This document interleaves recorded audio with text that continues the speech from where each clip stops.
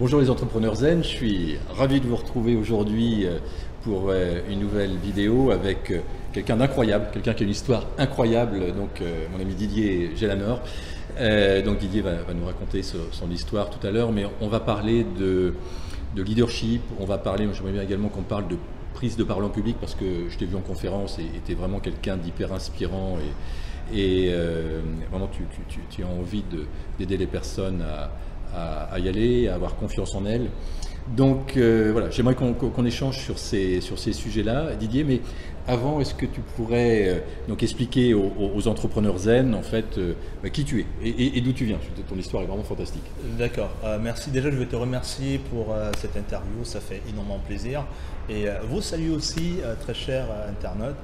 C'est génial ce que tu fais, ce que tu proposes à ta communauté, de faire des interviews des personnes qui peuvent apporter quelques idées, quelques conseils, en espérant que vous les mettiez en pratique. En tout cas, moi je suis très heureux d'être là. Merci. Et on va faire de notre mieux pour que cette interview soit remarquable. Et inspirante. Et inspirante. Et puis je vous aider, et puis vous donner quelques clés. Ouais, quelques clés. C'est ça. Ok, pour ma petite histoire, c'est que je vais la faire très très courte. Hein. C'est que moi j'ai été sans abri. Donc pendant près d'un an, j'ai été dans la rue. C'était un moment très très difficile. Et c'est pas quand j'étais dans la rue, il y avait toujours du travail, il y avait toujours des logements, il y avait toujours des des opportunités. Sauf que là-dedans, dans ma tête, dans mon esprit, ce n'était pas bien en fait. C'était pas bien. J'avais un gros manque de confiance, une grosse perte d'estime personnelle.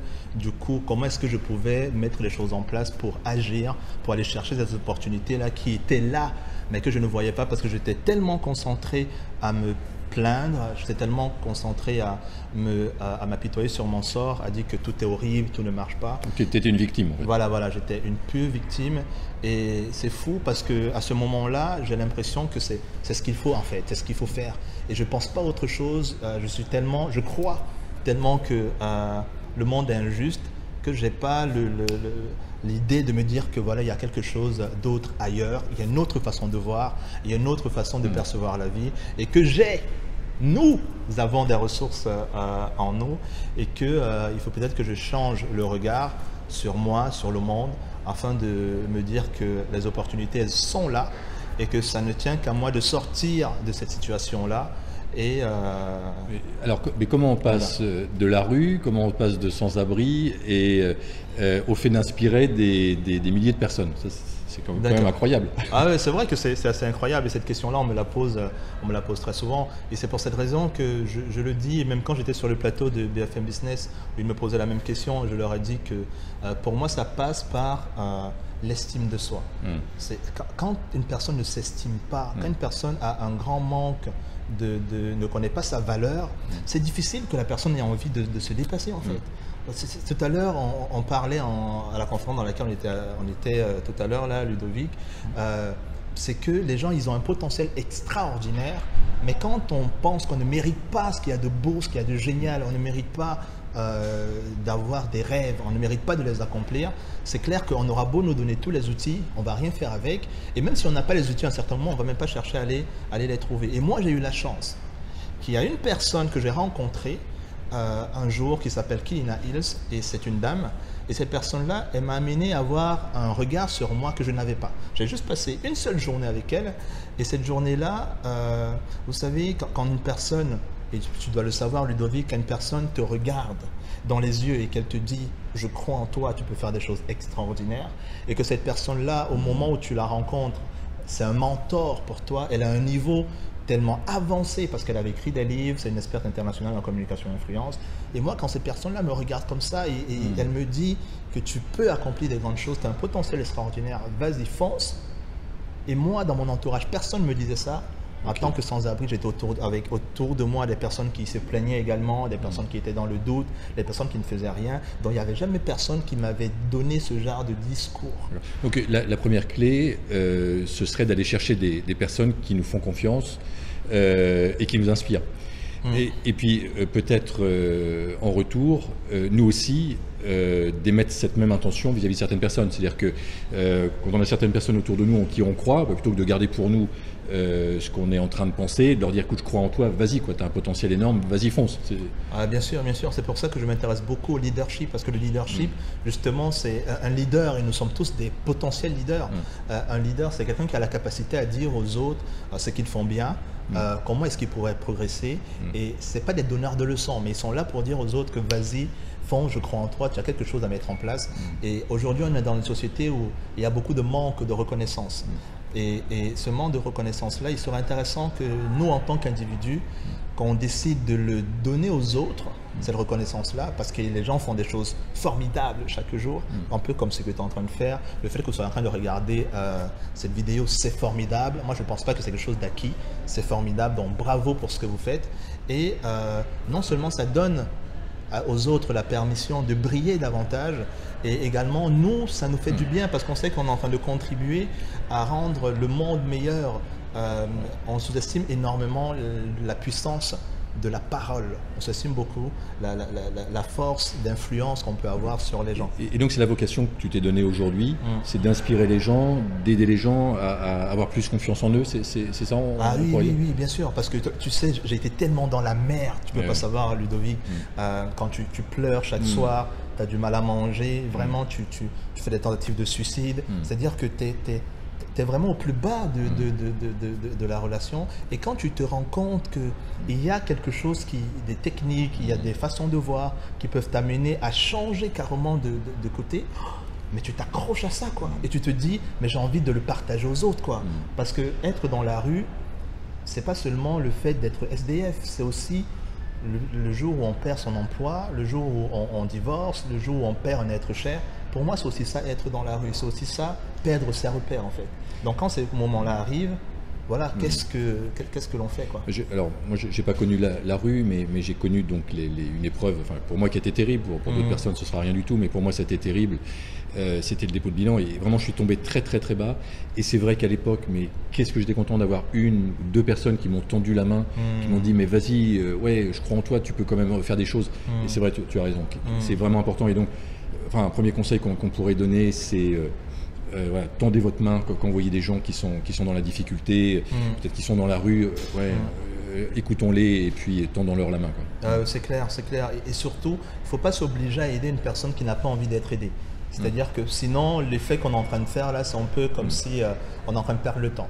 C'est qu'il faut vraiment sentir que les gens, ils ont besoin, parce que essayer de motiver une personne qui n'y croit pas, qui n'a pas envie, c'est souvent une perte de temps. Donc, bien sûr, il faut aider, mais il faut sentir chez les gens qu'ils ont envie, qu'ils sont demandeurs. Là, la puissance que l'on a, le geste qu'on va avoir va vraiment avoir de l'ampleur. C'est clair, tu sais, ton histoire, tu me l'as partagée. Les gens, ils pensent souvent que le problème, il faut qu'il soit grand, il faut qu'il soit énorme. Mais ça n'a rien à voir. C'est toujours une question de sensibilité. De sensibilité. Ça peut être juste un regard qui peut nous déstabiliser, mais d'une façon qui va durer depuis notre enfance. Donc, c'est une question de sensibilité, et on est tous fragiles, quoi. On est tous des êtres humains, on a tous besoin d'être encouragés et d'être motivés. Alors, donc là, on s'adresse à des entrepreneurs ou à des futurs entrepreneurs qui ont plutôt envie de changer leur manière d'entreprendre, de devenir plus zen, en fait, peut-être plus intuitif, plus cerveau droit, on va dire. Qu'est-ce qu'on pourrait leur dire à ces entrepreneurs pour qu'ils gagnent en confiance, qu'ils aient peut-être plus d'estime d'eux, parce que c'est peut-être ça le problème qui les empêche d'exploser et de montrer toute leur brillance au reste du monde. Qu'est-ce qu'on pourrait leur dire? D'accord. Qu'est-ce que tu pourrais leur dire? D'accord. La question, elle est très légitime. Déjà, l'entrepreneur, moi je dis bravo. Et ce que j'aimerais vous dire, c'est que votre estime de vous, ça ne dépend pas des résultats que vous avez. Beaucoup de personnes font cette erreur-là. Votre valeur, c'est pas parce que vous êtes entrepreneur, c'est pas parce que vous avez tel chiffre d'affaires ou pas. Ça, c'est une équation qui fausse tout, en fait. Au contraire, l'estime que vous avez pour vous, elle doit dépendre du simple fait que vous existez, en fait. Le simple fait que vous soyez en vie, le simple fait que vous puissiez marcher chaque jour, c'est pas quelque chose qui dépend de l'extérieur, en fait. Donc, si à un moment vous fixez votre estime par rapport à vos résultats, si jamais vous n'avez pas vos résultats, qui est-ce que vous devenez? Rien. Donc, juste le fait d'exister, autorisez-vous à vous dire que vous méritez de vivre, parce que la vie, vos cellules, les êtres humains qui sont dans votre corps, l'univers, avec l'oxygène, toutes ces choses-là ont combiné pour que vous existiez aujourd'hui. Et si ces choses-là pensaient que vous n'aviez pas de valeur, croyez-moi, vous ne serez pas là en fait. Donc la respiration, on ne l'achète pas, c'est gratuit. Ça veut dire que vivre, c'est le plus beau cadeau. Et lorsque on vit, on a déjà une valeur extraordinaire. Quelle clé autour de ça on pourrait dire? Donc remercier peut-être, avoir de la gratitude, remercier pour justement le fait d'être en vie, le fait de respirer, le fait d'avoir un toit. Justement, quelle clé on pourrait... Justement, j'y viens. C'est justement le fait de de penser que vivre, c'est normal. C'est normal et quand on vit, il faut qu'on se rende compte que on a une valeur extraordinaire. Si on nous demande aujourd'hui de vendre notre vie, on ne peut pas mettre un prix dessus. Ça veut dire quoi? Ça veut dire que quelque part, il faut qu'on prenne conscience du fait que depuis qu'on est tout petit, on a appris des choses. On a eu une certaine valeur. On a acquis certaines compétences. Et de prendre ne serait-ce qu'un papier pour se rappeler que depuis que vous êtes tout petit, il y a des choses que vous avez accomplies, il y a des succès que vous avez eus, il y a des efforts que vous avez faits pour être la personne que vous êtes aujourd'hui. Et c'est important de noter tout cela parce que ça vous ramène au souvenir du fait que vous n'êtes pas rien.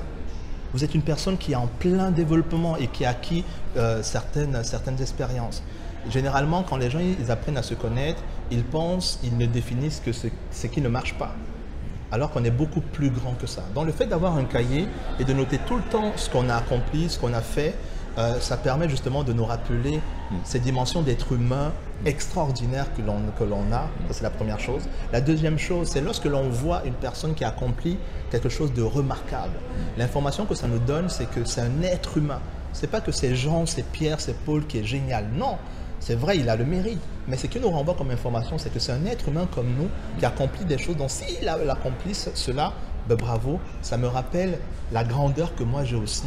Donc du coup, ça me permet encore d'avoir une plus grande estime de moi-même. Et je crois qu'il faut pas oublier que le monde est en train de changer. Le monde a besoin pour moi de nouveaux entrepreneurs. Je ne sais pas, les entrepreneurs de cœur, les entrepreneurs zen, et dont tu fais partie. Et voilà, donc on a besoin, enfin le monde a besoin vraiment de cette nouvelle génération d'entrepreneurs, donc a besoin de chacun d'entre vous. Et c'est vraiment intéressant ce que tu nous dis, de vraiment mettre en avant l'homme, la vie, tout ce qui nous entoure. Est-ce que tu aurais des conseils, quelques conseils à donner aux entrepreneurs qui vont nous écouter? Je ne sais pas ce qui te vient. Est-ce que peut-être des conseils soit pour réussir mieux, soit des conseils pour mieux briller, soit des conseils pour avoir plus confiance en eux? Enfin, je ne sais pas ce qui te vient. Ok. Le conseil que moi j'aimerais vous donner, déjà, quand je disais tout à l'heure que les entrepreneurs, moi j'applaudis parce qu'un entrepreneur, ce qu'il faut savoir, c'est que l'idée que vous avez d'entreprendre, cette idée-là, c'est une idée qui est intelligente, d'accord? C'est une idée qui est intelligente, donc c'est une idée qui réfléchit. Et cette idée-là, elle est là, elle flotte dans l'univers, elle flotte dans le ciel et elle se pose la question de savoir qui est-ce que je vais aller voir aujourd'hui qui va me permettre d'exister dans la vraie vie? Et cette idée-là, elle vient vous voir. Et c'est là où vous avez l'idée de votre projet d'entreprise. Donc, si l'idée vous a choisi pour se matérialiser, ayez confiance. Ayez confiance. Même si aujourd'hui, vous n'avez pas les moyens pour savoir comment vous allez le mettre en place, mais l'idée, vous n'avez pas le choix. Lorsqu'elle arrive, souvent même vous ne dormez pas la nuit, souvent même vous êtes tout le temps vous posez la question de le faire comment et tout, parce que l'idée, croyez-moi, elle ne va pas vous laisser tranquille tant que vous n'allez pas la matérialiser. Et même si vous décidez de ne pas la matérialiser, à un moment ou à un autre, lorsque vous allez marcher, vous allez voir une personne qui a mis cette idée-là en place. Et là, vous allez vous dire, ah, j'avais la même idée. Mais ce n'est pas justement le moment où il faut abandonner, parce que l'idée, elle veut se manifester à travers votre parcours, à travers votre histoire, à travers votre unicité. Donc, si vous avez un projet d'entreprise, il faut vraiment y croire. Et croyez-moi, chaque fois que les difficultés vont arriver, dites-vous que vous avez une idée qui est là, ok? Justement, pour pouvoir la matérialiser, à chaque fois, vous allez devoir vous développer. Et c'est là où l'apprentissage commence. C'est là où l'apprentissage commence, avec les coachs comme Ludovic, avec le fait de voir des vidéos. Et c'est comme ça que petit à petit, vous allez devoir vous dépasser pour pouvoir faire en sorte que cette idée-là puisse finalement se matérialiser. Donc croyez en vos rêves, croyez en vos idées et surtout entourez-vous de très très bonnes personnes. Donc la première chose que j'ai reçu dans ce que tu disais, c'est d'abord quand un projet nous fait vibrer, quand une idée nous fait vibrer, dans tous les cas, elle va nous rattraper. Donc allons-y. Ouais, c'est ça. Voilà. Et ensuite, l'autre idée, c'est en effet de s'entourer des bonnes personnes pour avancer, parce qu'en effet, si on est entouré de personnes négatives, ça risque de nous bloquer. C'est excellent. C'est clair, c'est clair. Et également de beaucoup lire. Oui. Vraiment, lisez beaucoup de livres. Parce que moi, si moi je suis quitté de la rue à la personne que je suis aujourd'hui, c'est parce que j'ai énormément lu. J'ai énormément lu. Et parce que vous êtes en contact avec les personnes les plus brillantes de la planète. Donc vous pouvez savoir comment ces personnes-là pensent. Et le fait de l'avoir dans votre esprit, ça vous permet un peu d'être à peu près au même diapason que ces personnes-là. Donc ça vous élève au niveau de la société. Et pour finir, le dernier point que je vais vous donner, c'est d'apprendre à communiquer. Ça, c'est vraiment ça, c'est le secret de n'importe quel succès, c'est la communication. Tous les leaders que vous connaissez, le point commun qu'ils ont tous, à part celui d'être un être humain, c'est que ce sont des remarquables communicants. Parce que ce soit pour demander, que ce soit pour faire des investissements, demander des investissements, que ce soit pour gérer les conflits, que ce soit pour manager, la communication, c'est vraiment la clé. Vous pouvez être sans rien arriver à Tokyo et en un mois, vous faites des amis, c'est fou la communication, c'est fou. Parce que quand on est né, on n'avait rien de ce qu'on a aujourd'hui. Et ce que vous avez, votre boulot, votre maison, c'est quoi? C'est purement de la communication. Oui, mais Didier, ça c'est bien, mais ok, mais si on a du mal à communiquer, si on a du mal à communiquer en public, si on a du mal à faire une première vidéo, si on a du mal à monter sur scène, peut-être si on a envie de faire une conférence, parce qu'on est mort de peur, de trac de parler en public, comment on fait? Ben justement, tu poses une très bonne question. Le but là maintenant, c'est, vous savez, souvent, moi, je fais très attention à donner des conseils parce que je me dis qu'il faut toujours que ce soit personnalisé. Parce que tout le monde n'a pas la même problématique. Et en vidéo, c'est justement souvent ça la question. Mais s'il faut vous donner un conseil général, ce que j'aimerais vous dire, c'est que de toutes les façons, déjà, vous communiquez. Vous communiquez déjà. Là, ce qu'on est en train de faire, là, on est en train de faire un travail de communication. La communication, le résultat, c'est est-ce que vous devez toujours vous poser la question de savoir, ça c'est le travail continu. Chaque jour, lorsque vous êtes devant une personne, lorsque vous êtes devant un groupe, lorsque vous êtes devant, ce soit la famille ou votre patron, posez-vous toujours la question de savoir est-ce que l'objectif que je me suis fixé avant de communiquer a été atteint? Et chaque fois que vous allez vous poser cette question-là, à la fin d'une conversation, ça vous permettra tout le temps d'évaluer votre niveau d'impact, votre niveau d'influence. Et la communication, ce n'est pas seulement que j'entends ce que les autres me disent, mais c'est que j'essaye aussi d'écouter. Donc la première chose, ce serait peut-être d'apprendre à écouter. Reformuler, quand une personne est en train de discuter avec vous, reformuler pour être bien d'accord que, est-ce que j'ai bien suivi ce que vous avez dit, vous étiez en train de parler de ceci, de cela, est-ce que c'est cela? Moi, j'étais quelqu'un de très timide, donc ça veut dire que la communication, j'avais un grand mal. Mais la première chose que j'ai dû apprendre, c'est apprendre à écouter. Parce que quand on écoute très très bien, croyez-moi, on peut devenir un meilleur communicant. Parce que la plupart des gens, ce dont on souffre aujourd'hui, c'est que souvent les gens, ils ont du mal à se faire comprendre. Ils ont du mal à avoir une oreille attentive. Et quand vous écoutez bien une personne, vous faites preuve de ce qu'on appelle une certaine empathie. Et quand on a de l'empathie, on peut très facilement raisonner avec la personne. Le but, ce n'est pas de dominer. Vous avez des gens, quand vous rencontrez pour la première fois, ce qu'ils veulent, c'est vous dominer. Déjà, quand ils vous serrent la main, vous sentez qu'ils veulent vous écraser. Donc, la véritable question, c'est de savoir, ok, est-ce que j'ai bien suivi ce que la personne est en train de me dire? Est-ce que vous êtes bien entendu? Et quand la personne, c'est un secret que je vous donne là, sent qu'elle a été très bien écoutée, croyez-moi, elle peut vous ouvrir des portes. Et le truc, en fait, aussi, c'est d'être beaucoup en résonance avec la personne. Là on pourrait être en train de partir sur, finalement, un cours sur la com, mais l'écoute, déjà, c'est super, super important. Ce qui est incroyable, c'est que tu dis que tu es un ancien timide, et moi, j'ai vu Didier sur la scène devant plusieurs centaines de personnes, c'est incroyable, quoi.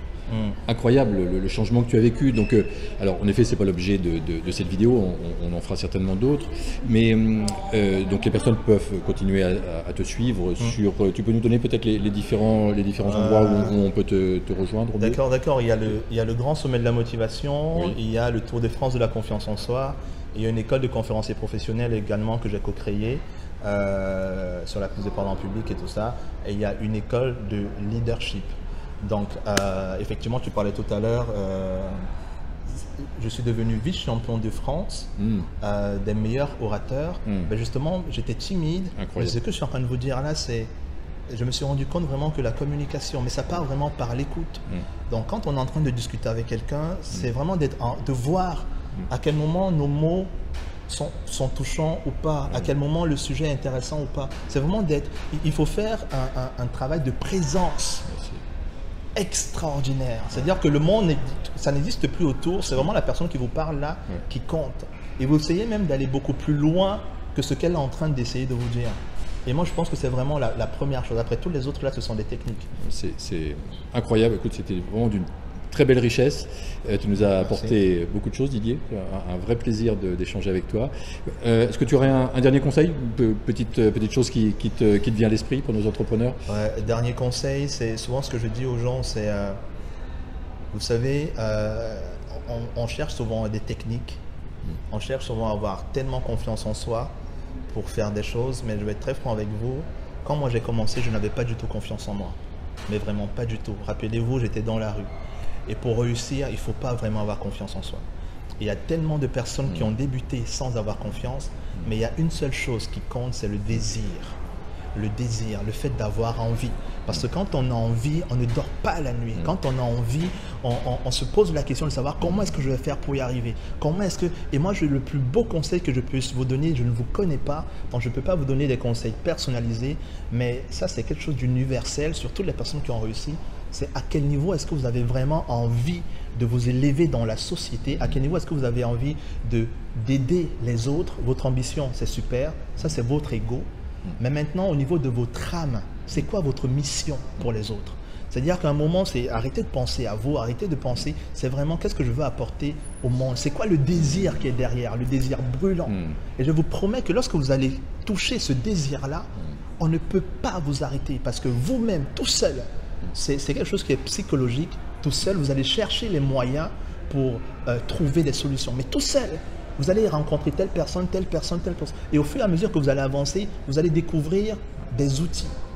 Dans le désir, mes amis, c'est vraiment super important. Incroyable. Qu'est-ce que mon âme est venue faire en fait? Et quand elle a décidé de venir faire quelque chose, bah, quoi qu'il arrive, ça doit sortir. Et sinon on est mal dans sa vie. Ah ouais, tout à fait. C'est génial. Merci beaucoup Didier, c'était un vrai plaisir. À très bientôt. Merci à toi. À très bientôt. À bientôt les entrepreneurs zen. Bon succès à vous.